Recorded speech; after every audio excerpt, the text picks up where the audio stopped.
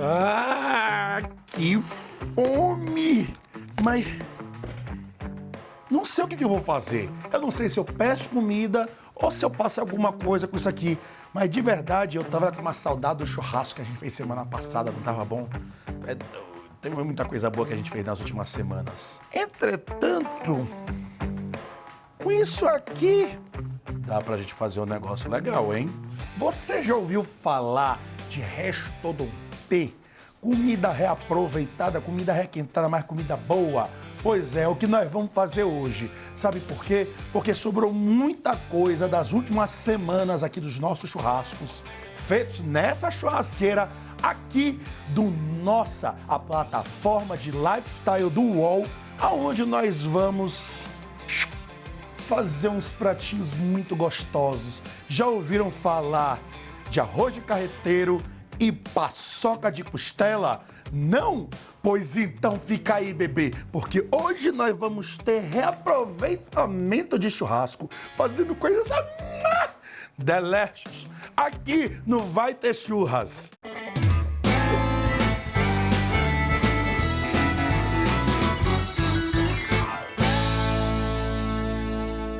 Antes de nós começarmos a cozinhar esse restaurante, nós precisamos entender que ele foi guardado. E para ter sido guardado, ele precisa também de técnica. E para isso, hoje nós vamos aprender como se resfria alimentos no Ciência das Carnes. Hoje no Ciência das Carnes nós vamos falar de um assunto muito sério, que é a segurança alimentar.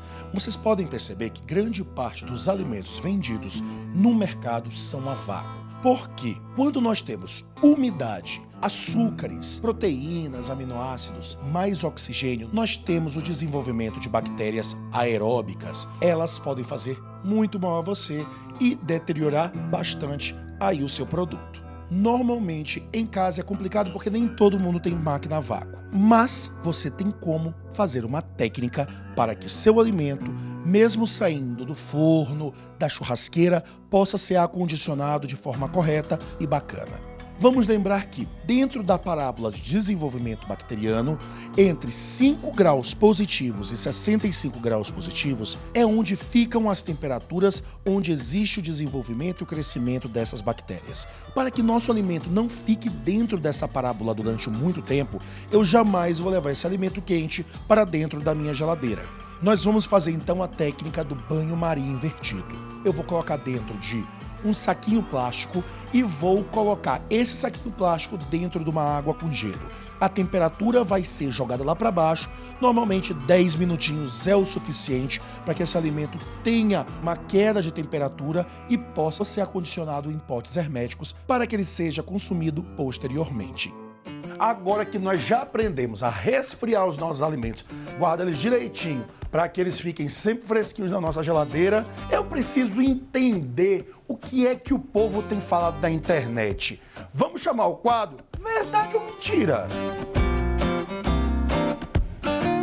Verdade ou mentira? Só existe a receita sulista brasileira do arroz de carreteiro?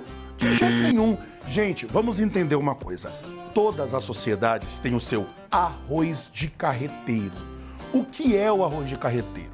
Ele é uma junção de alimentos que poderiam ser levados de um lado para o outro sem estragar, na época dos carreteiros. Nós estamos falando de uma época onde não se tinha geladeira e não se tinha fast food, gente. As pessoas precisavam transportar os alimentos durante todas as suas viagens. Esses alimentos, eles precisavam ter uma vida útil, uma vida longa. E eles eram colocados em um prato aonde se juntava com um amido, no caso, o arroz, aqui que nós estamos falando, para que aquilo dali fosse colocado num caldo, virasse um caldo, uma grande receita para alimentar todos os carreteiros, todas as pessoas da viagem. Nós vamos ver isso da Ásia às Américas, gente.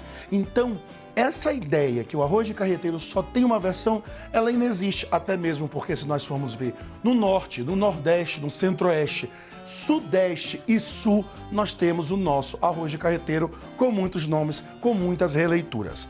Hoje nós vamos fazer um tipo de arroz de carreteiro que é muito legal, que é o arroz de carreteiro com reaproveitamento de churrasco. Você vai ver arroz de carreteiro com linguiça, com carne de sol, com carne seca, com bacon, com vegetais.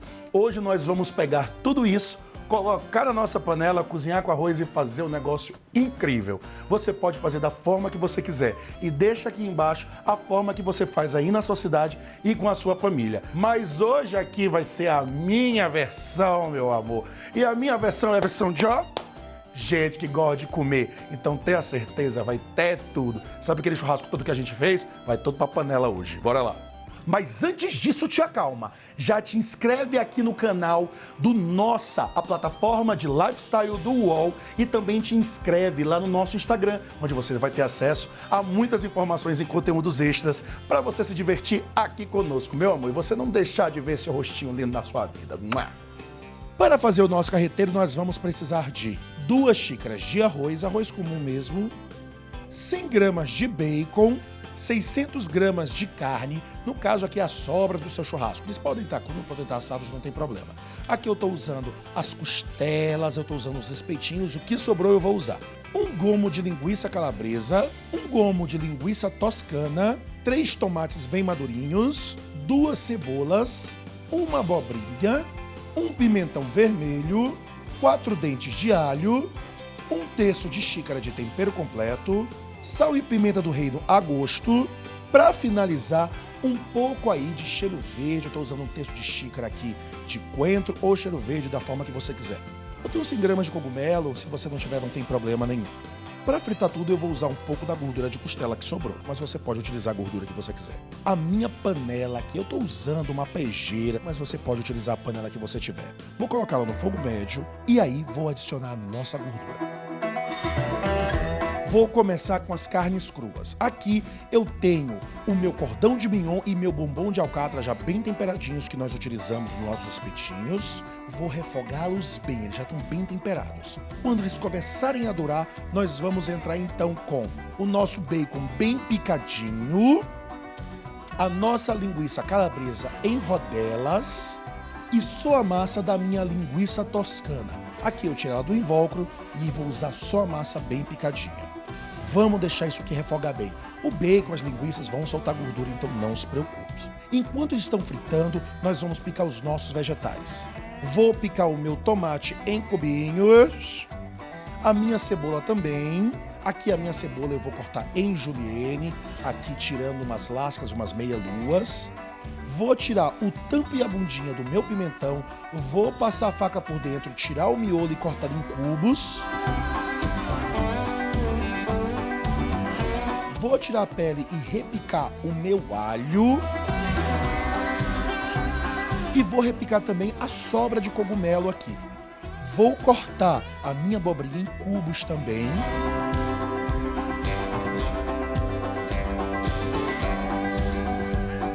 Quando tiver tudo fritinho, vou adicionar também as minhas carnes que sobraram do episódio anterior. Aqui nós vamos colocar a costela bovina, a costela suína, tudo que sobrou. Vou dar uma pequena desfiada, vou colocar aqui para refogar junto também.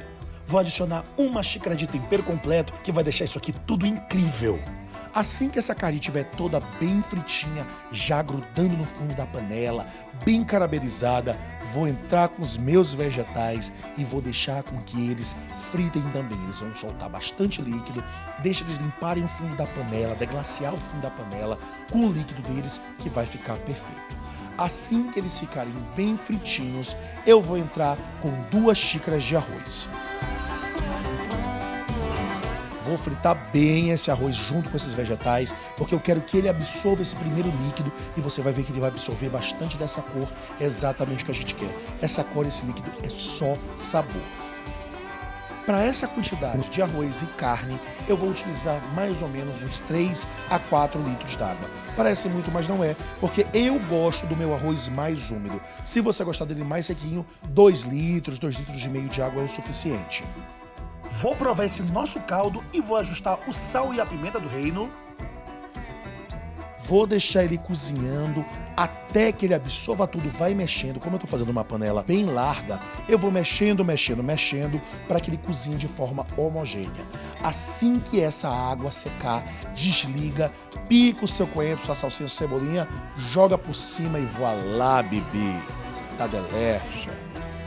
Outro prato que é incrível para você utilizar as carnes que sobraram no seu churrasco é a paçoca. Paçoca que é um prato que eu tenho da minha vida de família, que eu sou nordestino, que é pegar a carne seca, o charque, a carne de sol, fritá-la ou secá-la bem sequinha, mas é melhor fritando ou na banha ou na manteiga de garrafa, e aí você pilar aquilo dali com farinha. Pode ser farinha de milho, dependendo da região, ou farinha de mandioca torrada. Eu sei que nem todo mundo tem acesso a um pilãozão bonito para pilar. Então, por isso, agora nós vamos chamar a nossa dica de ouro, que você vai aprender a fazer uma paçoca em casa da boa.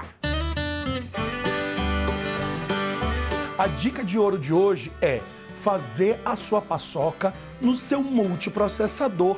Você consegue fazer, não, logicamente não vai ficar a mesma coisa, mas você consegue chegar a um ponto muito bacana da sua paçoca utilizando o triturador do seu multiprocessador com a sua carne seca, com o seu charque, com a sua carne de sol bem fritinha na manteiga de garrafa e depois ele triturado aos poucos com a farinha para ele poder pegar bem, amassar bem, ficar bem gostosinho e você ter uma paçoca top.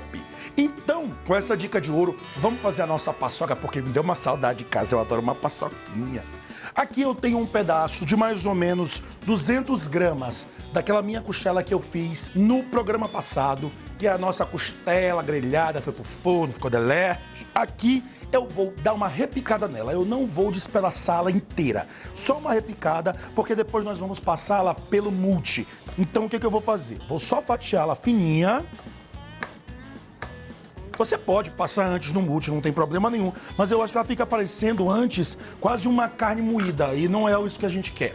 Então o que eu vou fazer?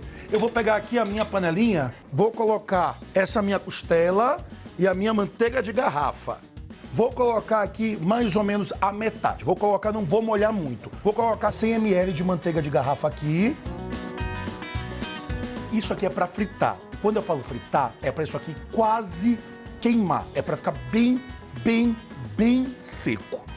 Isso é a base da paçoca, então não se preocupem. E daqui pra frente é só sabor. Agora que a nossa costela já tá bem fritinha, ela já tá inclusive desmanchando e desfiando sozinha aqui nessa gordura, eu vou dar um pouco de sabor para essa paçoca, porque precisa, né, criança? E aí eu vou colocar aqui mais ou menos umas 2 colheres de sopa de tempero completo. Vamos refogar. Égua. Vamos deixar isso aqui ficar bem fritinho, é 1 minutinho e meio, não quero que queime. Vou apagar e aí nós vamos continuar ali no nosso multi. Vou dar uma repicada nela aqui no multiprocessador, vou dar umas batidas para que ela desfie mais ainda. Assim que ela desfiar, vou entrar com 1 xícara de farinha de mandioca. Você pode utilizar a farinha que você quiser. Pode ser a crua, pode ser a torrada, pode ser farinha de milho, pode ser farinha que você gostar. Bota aí dentro e começa a pulsar. Nós vamos querer que essa farinha hidrate nessa gordura e com essa carne. Assim que você vê que ela tá bem hidratadinha, coloca um pouquinho de sal, prova, ela tá gostosa, volta para a panela e vamos dar uma torrada nela. No fogo médio, vai misturando bem até que ela fique bem tostadinha, mude de cor e fique bem crocante. Aí é só servir. Eu estou muito feliz de apresentar esses 2 pratos para vocês. São 2 pratos que eu aprendi desde cedo a fazer e eu tenho uma conexão emocional muito forte com eles. E sabe qual é o mais legal desses 2 pratos? É que eles são infinitos dentro da pluralidade da gastronomia brasileira, dentro da regionalidade, dentro das famílias. E se isso aqui não parece com o que a sua família faz e o que a sua região faz, explica pra gente, fala pra gente como é que você faz aqui embaixo. Essa foi a forma que eu aprendi e que eu trouxe pra vocês, pra ver se vocês gostam. Mas essa é a parte mais linda de ser brasileiro, é que todo lugar nós fazemos pratos lindos de acordo com a nossa família, com a nossa vida. E eu quero que vocês façam e marquem a gente nas redes sociais do Nossa, a plataforma de lifestyle do UOL. Agora eu vou ficar por aqui, um beijo pra vocês, até o próximo episódio na semana que vem. Sabe o que eu vou fazer agora? Vou comer até explodir, o que não está muito longe, né? Mas vou comer mesmo assim. Beijo pra vocês, tchau!